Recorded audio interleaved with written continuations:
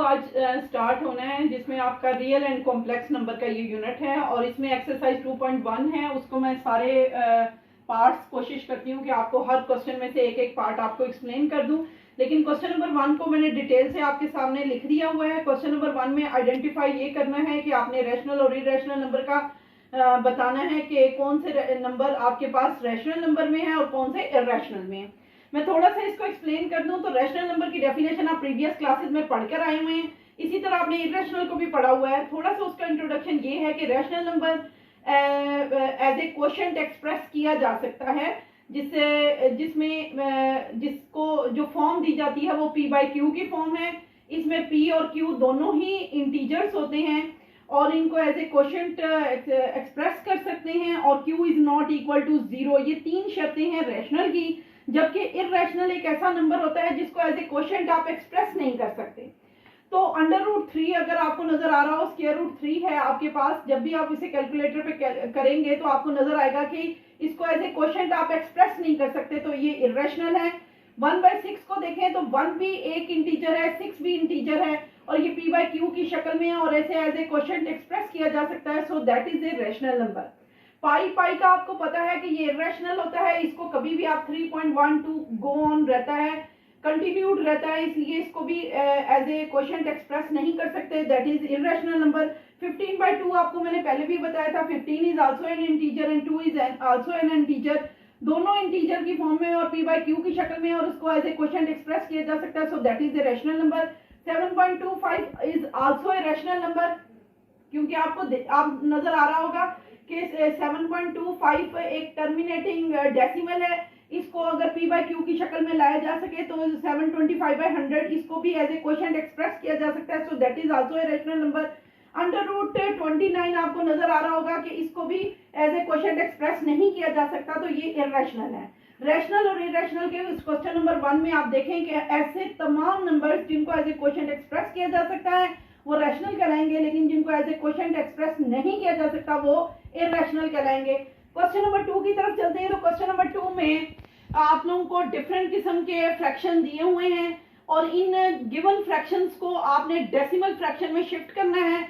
Decimal fraction में shift करना बहुत आसान है, ये एज ए शॉर्ट क्वेश्चन आ जाए तो उसको डिटेल से एक्सप्रेस करना पड़ता है। जैसे मैंने 57/8 है, 57 को अंदर रखा, 8 पे डिवाइड किया, तो आपके सामने इसकी डिवीजन को देखें, लास्ट में जाकर 8 5 40 एंड हो गई है। तो ये इसको मैंने डेसिमल फ्रैक्शन 7.125 में इसे कैलकुलेटर पर भी कैलकुलेट कर सकते हैं, लेकिन अगर एज ए शॉर्ट क्वेश्चन आए तो आपको ये पूरा डिटेल से देना पड़ेगा।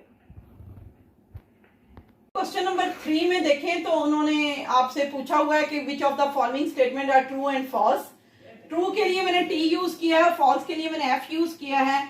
अब मैं जरा आप लोगों को ये स्टेटमेंट पढ़ के और समझा देती हूँ कि कौन सी फॉल्स है और कौन सी स्टेटमेंट ट्रू है। पहली स्टेटमेंट में देखें 2/3 is an irrational number. Irrational number ऐसे क्वोशिएंट उसको एक्सप्रेस नहीं किया जा सकता, लेकिन अगर 2 को अंदर रखें, 3 के साथ डिवाइड करें तो 0.666 कुछ इस तरह के रिकरिंग नंबर आते हैं।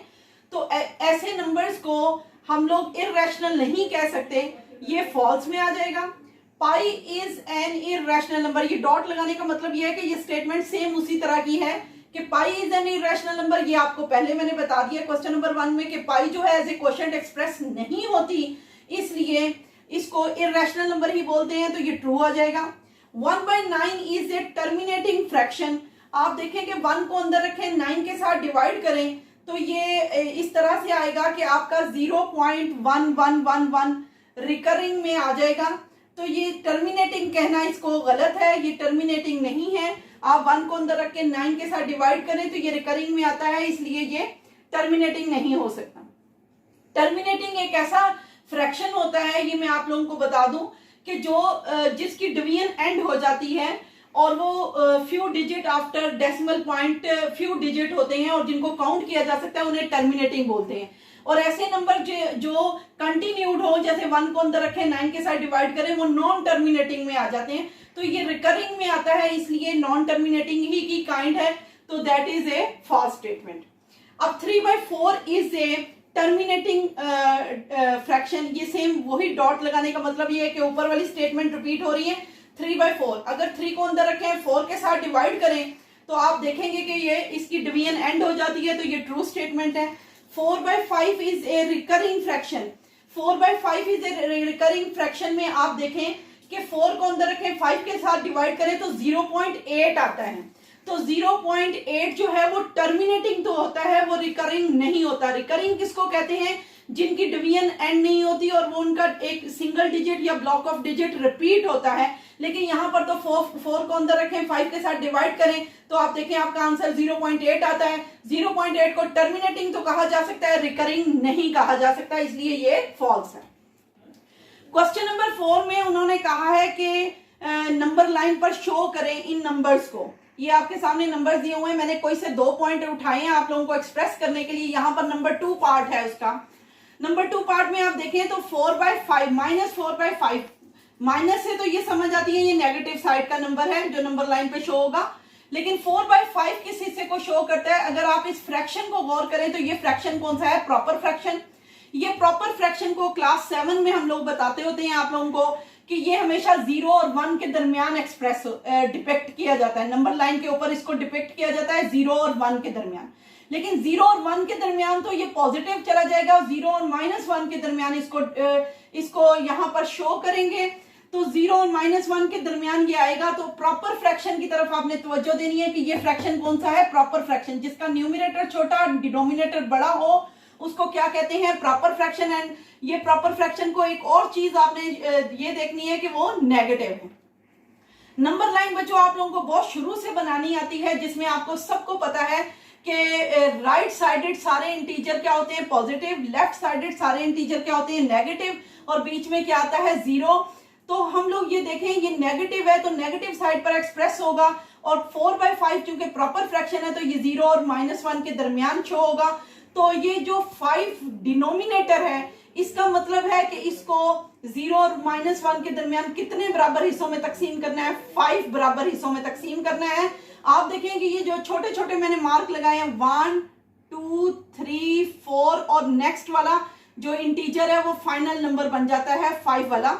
तो -4/5 का मतलब है कि अगर इसको काउंट किया जाए 1 2 3 और ये यहाँ पर ये जो मैंने मार्क लाइन को डार्क किया है जो P से शो हो रही है ये -4/5 शो हो जाएगा, जिसके एंड पर आपने लाइन लिखनी है the point P is on number line shows -4/5। इस तरह आपका ये क्वेश्चन एंड हो जाएगा। यहां पर आए तो 5 नंबर पार्ट में आप देखें तो आप लोगों को एक मिक्स फ्रैक्शन दिया हुआ है। मिक्स फ्रैक्शन आपको बताता है कि आपका जो नंबर लाइन के ऊपर सफर है वो कहां से शुरू होता है।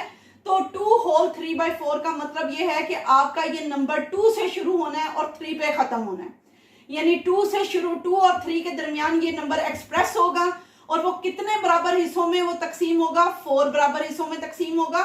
तो हम देखते हैं नंबर लाइन मैंने वैसे ड्रॉ की और 0 आपने रखते हुए राइट साइडेड सारे पॉजिटिव नंबर शो किए। लेफ्ट साइडेड पे आपको नजर आ रहा है कि मैंने सिर्फ -1 शो किया है। उसकी वजह यह है कि आपका ये पॉजिटिव वाली साइड का नंबर है तो मैंने ये सिर्फ एक पॉइंट आप लोगों को शो कर दिया कि ये नेगेटिव साइड है और बेसिकली हमने इसको पॉजिटिव साइड पर शो करना है। और किधर से शुरू होना है? 2 से। ये देखें मैंने इसको इज इक्वल करके बताया है कि 2 + 3/4। 2 + 3/4 का मतलब है कि आप 2 पर चले जाएं और 2 से लेकर 3 तक को कितने बराबर हिस्सों में आप तकसीम करेंगे? 4 बराबर हिस्सों में तकसीम करेंगे। आप देखें कि 2 वाले मार्क को छोड़ के आगे मैंने 4 बराबर हिस्से 1 2 3 4 यानी 4 वाला नंबर नेक्स्ट इंटीजर आ जाएगा आपका। तो ये 2 होल 3/4 का मतलब है कि ये 2 तो आपका नंबर 2 और 3 के दरमियान एक्सप्रेस होगा और 3/4 का मतलब है ये 1/4 है, ये 2/4 है और ये क्या आ जाएगा? 3/4, जिसको मैंने डार्क लाइन पॉइंट P से शो किया है। और इसके नीचे भी आप यही लाइन लिखेंगे the point P on number line shows 2 whole 3/4। Question number 5 में अगर आप लोग देखें तो इसमें उन्होंने एक रैशनल नंबर हमसे डिमांड किया कि give a rational number between 3/4 and 5/9। 3/4 और 5/9 का बिटवीन नंबर हमने देना है। तो रिक्वायर्ड नंबर लेने का तरीकाकार ये है कि आप इन दोनों नंबर्स को प्लस करें और डिवाइडेड बाय 2 कर दें। तो इस फार्मूले को अप्लाई करते हुए आप इसका बिटवीन नंबर फाइंड कर सकते हैं। तो मैंने यहाँ पर इसका फार्मूला ये लिखा है कि मुझे जो रिक्वायर्ड नंबर यानी बिटवीन नंबर जो मुझे मालूम करना है उसको मैंने रिक्वायर्ड नंबर का नाम दे दिया है। और उसका फार्मूला मैंने ये लिखा है कि सम ऑफ टू नंबर्स, उन दोनों नंबर्स को ऐड करो, उसको डिवाइडेड बाय 2 कर दो, तो आपके पास वो बिटवीन नंबर आ जाएगा। तो वो 2 नंबर कौन से हैं आपके पास? 3/4 एंड 5/9। आपने इन दोनों को ऐड करना है, डिवाइडेड बाय 2 कर देना है। तो ऐड करने का आप लोग क्लास 6 से एलसीएम 4 से ही बल्कि एलसीएम लेने का तरीका सीख चुके होते हैं। 4 और 9 का एलसीएम लो 36 आता है, 36 मैंने इसका एलसीएम लिया। जब भी दो फ्रैक्शन के दरमियान प्लस या माइनस का साइन आता है तो हम लोग क्या लेते हैं? उसका एलसीएम लेते हैं। 4 का टेबल 36 तक पढ़ो तो 9 आता है, 4 9 36, 9 को 3 से मल्टीप्लाई कर दो, 9 3 27 यहाँ पर लिख दें। फिर 9 का टेबल 36 तक पढ़े तो आंसर इज 4, 4 को 5 से मल्टीप्लाई करो तो 20, 27 और 20 को ऐड करो तो 47/36 आता है। यानी ब्रैकेट के अंदर सम ऑफ टू नंबर्स आपने ऐड किए तो आपका आंसर 47/36 है। तो ये जो डिवाइडेड बाय 2 है, अगर इसको मल्टीप्लाई करें तो रेसिप्रोकल क्या बनता है? 1/2। अब 36 से 2 मल्टीप्लाई हो जाएगा तो आपका रिक्वायर्ड नंबर, जो बिटवीन नंबर उन्होंने कहा था कि इन दोनों का बिटवीन नंबर दे दें, तो वो आपके पास इस वक्त क्या नंबर आ जाएगा? 47/72। अब क्वेश्चन नंबर 6 की तरफ देखते हैं। तो क्वेश्चन नंबर 6 में मैंने आपको पहला पार्ट आपको एक्सप्लेन करने के लिए पहले पार्ट को सिलेक्ट किया है, जिसमें 0.5 बार आपको नजर आ रहा है कि बार का ये लाइन जो शुरू हुई लगी हुई है 5 के ऊपर, तो ये बार है। बार का क्या मतलब होता है कि ये 5 डिजिट पॉइंट के बाद अनलिमिटेड ये डिजिट रिपीट हो रहा है। तो हम एक डिजिट चूंकि रिपीट हो रहा है तो इसको देखें कि मैंने किस तरह से इसको सॉल्व किया है। इस क्वेश्चन की डिमांड बेसिकली ये है कि 0.5 बार उन्होंने आपको दे दिया और कहा है कि इसको रैशनल नंबर में एक्सप्रेस करें, यानी p/q की शक्ल में लेकर आए। तो 0.5 बार को मैंने लेट करके सबसे पहले x के इक्वल रखा है, x इज इक्वल टू 0.5 बार। इसको इज इक्वल करें तो इसका क्या मतलब होता है कि 5 को मैंने 4 टाइम लिख के आगे डॉट डॉट कर दिया, तो ये इक्वेशन मैंने 1 रेडी कर ली है। अब मैंने चूंकि 1 डिजिट रिपीट हो रहा है तो मल्टीप्लाई भी दोनों साइडों पे किसको करूंगी? 10 को। अगर 2 डिजिट रिपीट हो रहे हो, जैसे 0.67 का भी एक क्वेश्चन है, उसके ऊपर बार लगा हुआ है, उसका मतलब है 2 डिजिट रिपीट हो रहे हैं आफ्टर डेसिमल, तो उधर 100 से मल्टीप्लाई होगा। लेकिन यहाँ पर 1 डिजिट रिपीट हो रहा है तो यहाँ पर हम इसको 10 से दोनों साइडों पे मल्टीप्लाई करेंगे। आपने 10 यानी x को मल्टीप्लाई किया तो वो 10x बन गया, लेकिन 10 को जब इससे मल्टीप्लाई किया, ये बेसिकली है क्या वैल्यू जिसको इक्वल मैंने करके बार को हटा दिया, तो मैंने इसको कैसे लिखा है? 0.5555 डॉट डॉट डॉट, यानी इसको भी मैं 10 से मल्टीप्लाई कर दूंगी। जब भी मैंने 10 से मल्टीप्लाई कर दिया तो ये 10x आ गया, लेकिन ये 10 से मल्टीप्लाई होकर आपका डेसिमल 1 डिजिट आगे चला जाएगा, यानी ये क्या वैल्यू बन जाएगी? 5.55555 डॉट डॉट डॉट। और ये इक्वेशन कौन सी मैंने रेडी कर ली? 2। 1 इक्वेशन पहले जिसको लेट करके x के इक्वल किया था तो वो इक्वेशन 1 बना ली थी। फिर जब मल्टीप्लाई 10 से किया दोनों साइडों पे तो वो इक्वेशन क्या बन गई? 2। अब मैं इक्वेशन 1 को, इस इक्वेशन 1 को मैंने किस में से सब्ट्रैक्ट करना है? इक्वेशन 2 में से सब्ट्रैक्ट करना है, यानी ये जो x है ये 10x से माइनस हो जाएगा। तो मैंने यहाँ पर स्टेटमेंट लिख दी सब्ट्रैक्टिंग 1 फ्रॉम 2, यानी 1 वाली इक्वेशन को, ये वाली जो इक्वेशन है ये x के इक्वल है, इसको मैंने किस में से माइनस किया? इस वाली इक्वेशन से। तो मैंने लिखा कि 10x माइनस x, उधर से मैंने ये जो 5.55555 आया इसमें से 0.5555 को माइनस किया, तो मैंने देखा कि यहाँ मेरे पास 9x वैल्यू आई है, इज इक्वल टू 5। x को अब आपके पास 9x था तो आपने x को किसके इक्वल कर दिया कि वो 9 जो इधर मल्टीप्लाई हो रहा था दूसरी साइड पे डिवाइड हो गया। अब आपका क्वेश्चन किस फॉर्म में आ गया? p/q की शक्ल में आ गया। इंप्लाइज दैट का साइन लगाएं कि अब 0.5 बार आपके पास किसके इक्वल आ गया? 5/9 में। अब मैंने इसी का क्वेश्चन एक और पार्ट मैंने आप लोगों को समझाने के लिए लिया है, और वो थर्ड वाला पार्ट है जिसमें 2 डिजिट रिपीट हो रहे हैं। अगर आपको नजर आ रहा हो तो 0.67 उसके ऊपर बार है, तो इसका मतलब है कि 67 यानी 67 रिपीट हो रहा है। तो मैंने इसको लेट करके x के इक्वल कर दिया। अब x मेरे पास किसके इक्वल है कि अगर मैं बार को हटा दूं तो इसके डिजिट रिपीट हो जाएंगे, और ये कितने डिजिट है? 2 डिजिट है। 2 डिजिट रिपीट हो रहा है 67 67 67, यानी 0.676767 डॉट डॉट डॉट करके मैंने इसे इक्वेशन 1 बना लिया। अब चूंकि मेरे पास 2 डिजिट रिपीट हो रहे हैं, 0.5 बार में मेरे पास 1 डिजिट रिपीट हो रहा था, यहाँ 2 डिजिट रिपीट हो रहे हैं आफ्टर डेसिमल, तो मैंने मल्टीप्लाई दोनों साइडों पे किससे कर दिया? 100 से।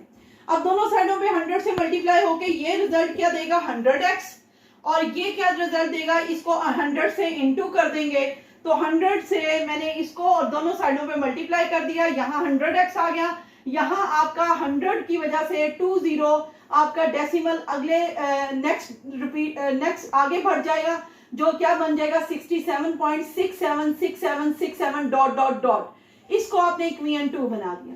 अब इक्वियन 2 को इक्वियन 2 में से आप इक्वियन 1 को इक्वियन 1 को इक्वियन 2 में से सब्ट्रैक्ट करेंगे, तो इक्वियन 1 की तरफ आए, 100x में से x को माइनस कर दें तो आपके पास 99x आ जाएगा, और 67.676767 में से आप 0.676767 को माइनस करें तो आपके पास आंसर क्या आएगा 67।